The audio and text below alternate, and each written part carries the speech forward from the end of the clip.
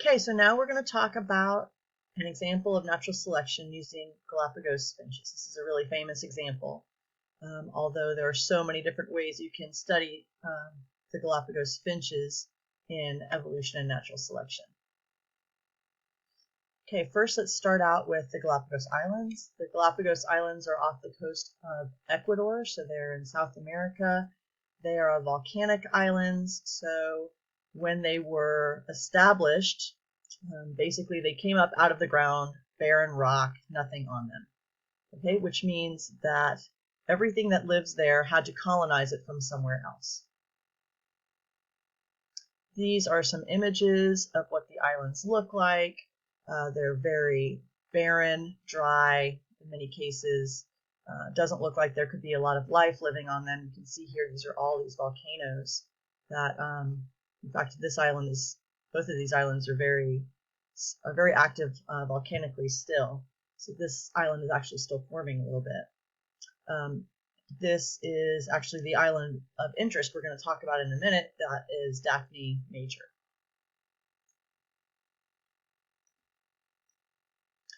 So it is a very harsh environment. You can see these are old dried lava fields, cracked lava from a long time ago. There is some sparse vegetation, but it can be really hard for the animals that live there. And a lot of times, depending on the environmental circumstances, a lot of the animals won't make it through a season. But in general, the Galapagos has a variety of really interesting, special species that don't exist anywhere else in the world. This is a Galapagos fur seal. I'm sure you've heard of the Galapagos tortoises. This is one species of that.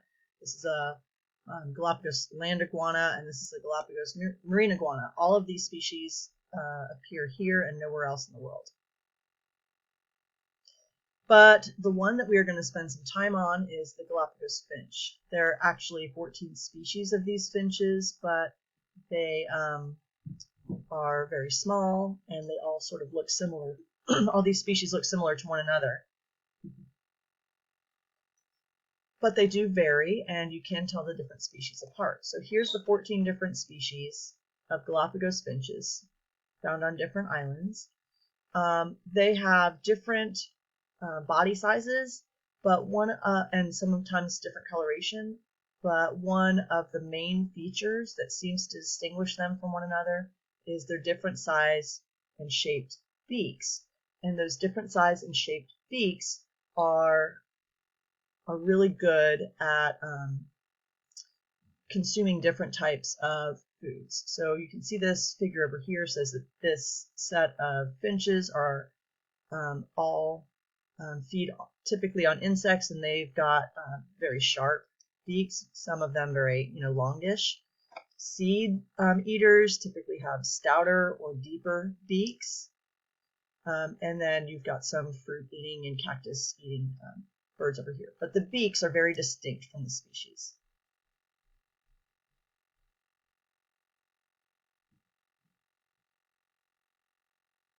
So like I said before, we're going to be looking at the island of Daphne Major, which is situated right here in the middle of the Galapagos Islands. And we're going to be talking about the finches there.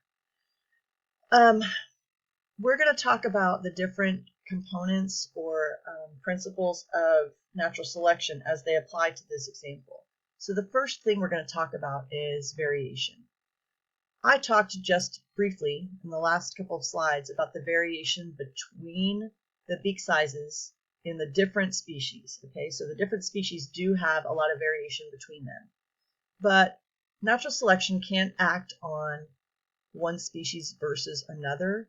Natural selection has to act on variation within a single population or variation within a single species. So now we are just going to focus on a single species of Galapagos finch, Geospiza fortis, which is, I think, the medium ground finch.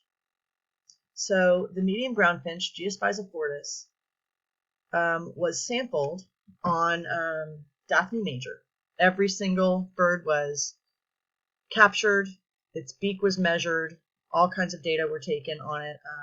The folks who did this were Peter and Rosemary Grant, and those names may come up other times during this topic or in this module. So they captured and measured all of these birds. And this is the graph of the variation in beak depth. So beak depth is basically the height at the base of the beak. Okay, so it tells you basically how stout the beak is. And you can see that some of them had a very small beak depth, a few of them had a very large beak depth, and most of them were right around in the middle, and the average beak depth was 9.4 millimeters. So again, this is variation just within a single species on Daphne major. So I mentioned before that the beak size and shape was closely tied to the types of food they eat. So these are the different types of foods that seed eaters like the ground finches will eat. So we have this seed right here, which has these spines on it. This one has really thick spines. That's a really hard seed to crack. It's called a goat head seed. This one has some fleshy seeds on it. And you can see there's also some of the plants produce these really soft, small seeds. So different sized beaks, different shaped beaks are better at eating these different types of seeds. If you look at this figure right here, this shows you the function of the beak depth as when you talk about the different types of seeds, so seed hardness. The soft seeds are basically eaten by the birds with the very small beak depth, so their beaks are not very tall. As seed hardness increases, you get more and more finches with larger beak depths eating the harder seeds. Okay, so we can just call it larger beaks are good for eating hard seeds, and smaller beaks are good for eating soft seeds. That's what that figure is supposed to be showing. So what we have next is an event that caused selection to occur in this species of ground finch in 1977. There was a great big drought, and it caused basically a huge crash of the population. So this graph right here tells you that in 1975 there were about 1,400 finches on this island that they captured and measured every single one of. And then there was, in 1976, it was about the same. And then this great big drought caused the population to crash down to about 200 finches. Okay, so that's a big deal. That's like, 90, almost 85% of the finches died in that drought. So there was a selective pressure of a drought. So what does that have to do with beak depth?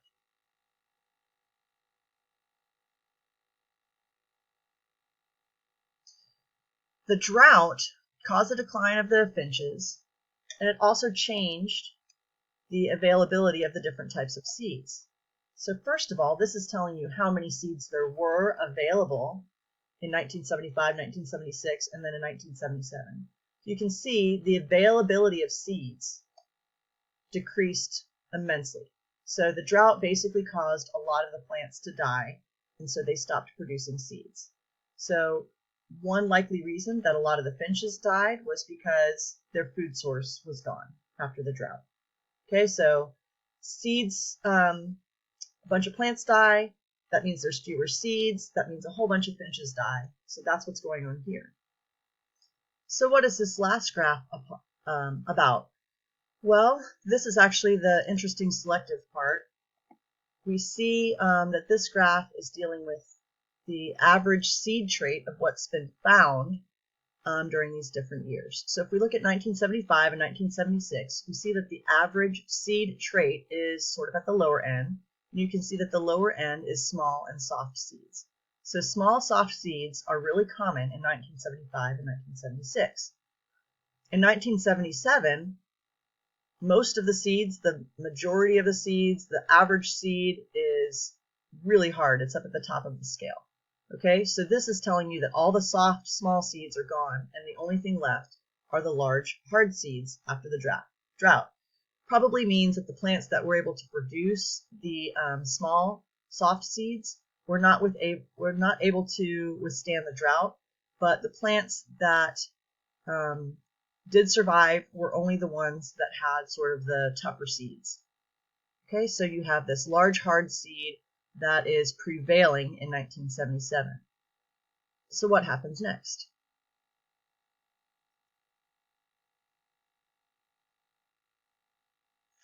What happens is the selection is that the birds with the deeper beaks were the ones who survived and reproduced, while the ones with the shallower, the smaller beaks, were not able to survive because they didn't have the soft seeds that they needed to feed on. Okay, so that's the selective pressure. The large seeds, large hard seeds were available, and the only ones that were able to feed on them were the birds that had the deeper beaks. The ones with the shallow beaks, the ones with the smaller beaks, they did not survive. So if we look here, this is the finches that were hatched in 1976 before the drought. There's not a scale down here, but this is beak depth in millimeters. This is number of finches. You can see the mean is right here. This is where most of the finches were in terms of their beak depth. And after the drought, you can see that that mean shifted to the right. So the finches hatched in 1978. After the drought, those finches had larger beak depth. Now let me just make sure it's clear. They didn't get larger beak depth because they needed larger beak depth. The ones that had larger beak depth, over here, those are the only ones who survived. They were able to reproduce and have babies, and their babies looked like this. The ones who had shallower beak depths over here, they just didn't survive. They died. Remember, that population got cut by 85%. The ones who survived were these. They had babies. They looked like this. So that sort of covers two of the three criteria. We talked about variation within the species in beak depth, and we also talked about selection. What we haven't talked about is whether or not the trait was heritable. We are assuming it's heritable based on that figure I just showed you a second ago, but to be really clear about it and to make sure that natural selection is the reason why this has happened, why this change in beak depth over generation has happened, we have to show that the trait is heritable. So how do you do that?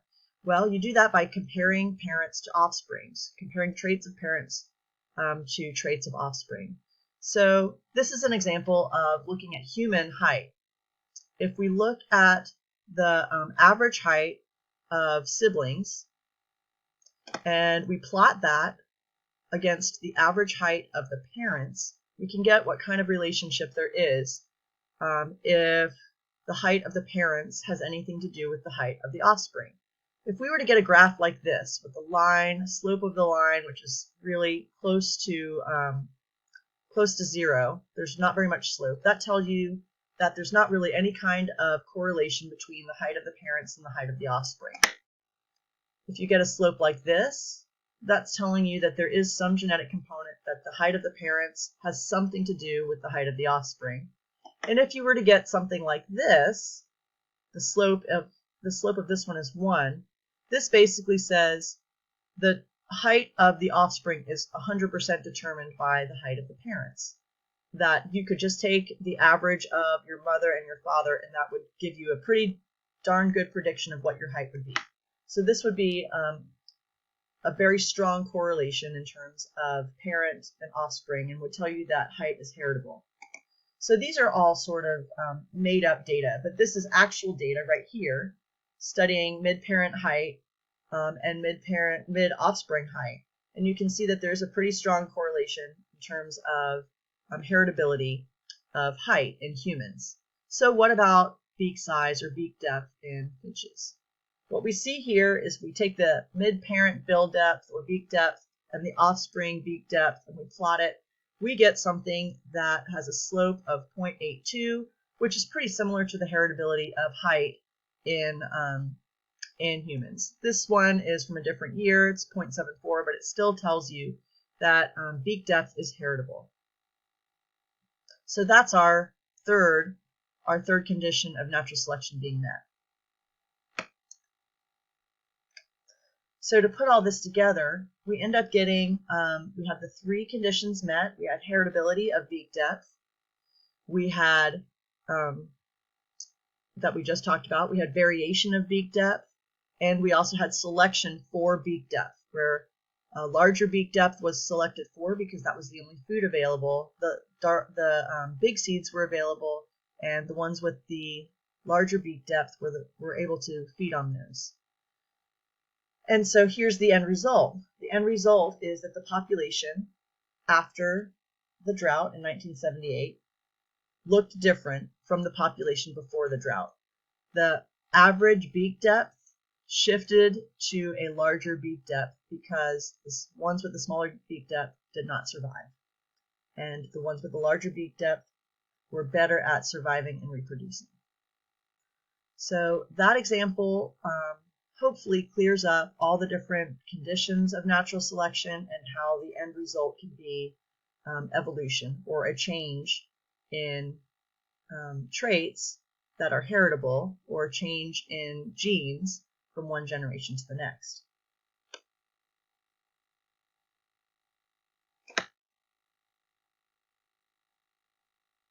So there was variation among individuals. The variation was heritable, and there was differential survival and reproduction.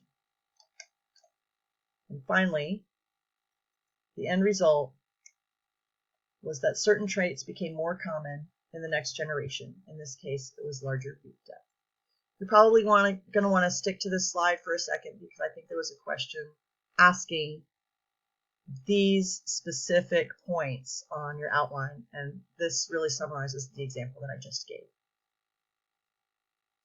So the next and last video you guys are going to watch for topic 3 is on sexual selection, and that will be next.